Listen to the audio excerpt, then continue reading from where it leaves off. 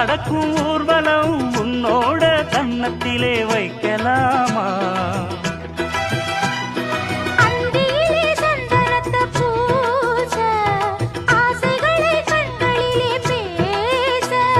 சேலையிலே நீ விசிறி வீச காலையிலே பார்த்த கண்ணு கூச